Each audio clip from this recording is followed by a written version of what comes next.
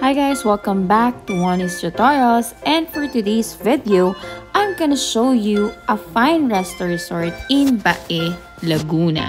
Resto resort is only 2 hours away from Manila. You can get here via SLEX through Calamba exit. At malapit ito sa UPLB at kitang-kita mo rin ang Mount Makiling dito. Alam mo ba na in 1898, Mabini went to Bae Laguna hoping na ang mga hot springs could cure his paralysis. Ayan. So, aside from nature escapade, syempre, meron din mga restaurants like this one where you can get a quick escape from the hustling and bustling of Manila.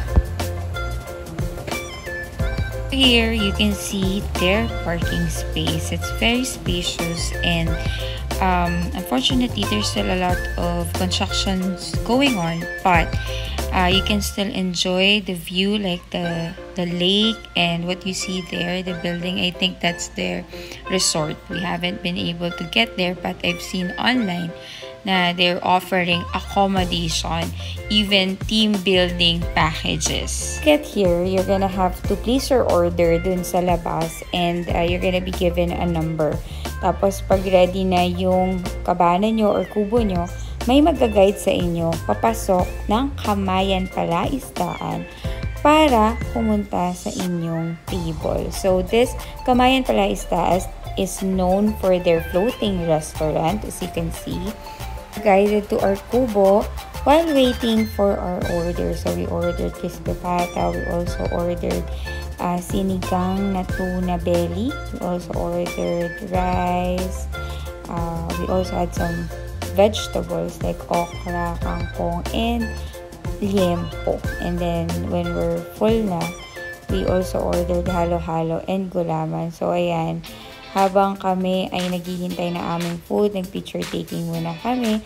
Very Instagrammable siya, guys. And ma-appreciate mo talaga ang nature as well when you get here. So, hindi naman mabaho yung lake. At kitang nakaka-enjoy din panoorin yung mga isda. And this is our kubo, guys. At 6 kami. At medyo maluwag pa din ang aming kubo. Aside from this ones, meron din mga bigger kubos and cabanas. Meron ding tables in their alfresco area for 2. And meron din sila mga picture-taking spots. May mga mini falls pa nga sila. Pakita ko later. Pero bago yan, kumain muna tayo. So, meron din pala kami in order na chop suey at crispy pata. So, all in all, our bill was around 2,800 at syempre busog na busog kami. Nakapag-take out pa kami para sa aming mga pets, sa aming mga dogs. Maririnig nyo guys kung gaano kahangin at kapresko dito. Busog na tayo. Time for panghimagas. Ang sarap ng halo-halo. At ikaw mismo ang maglalagay ng sugar kasi wala lang, para makapag-decide ka naman. At dahil kami busog na, time for walking para makahanap naman tayo ng mga other Instagrammable spots dito sa restaurant. So ayan, nag-picture kami sa mini falls nila at syempre sa may pangalan na Palaisdaan. So mamaya papakita ko din sa inyo ang aking mga sample shots, at kung nagustuhan mo ang aking vlog, please subscribe to my channel, Juannie's Tutorials, at pwede mo din akong i-follow sa aking social media account sa Instagram, at isa din akong makeup artist. So pwede ka ding mag-book for your special events. Thank you for watching!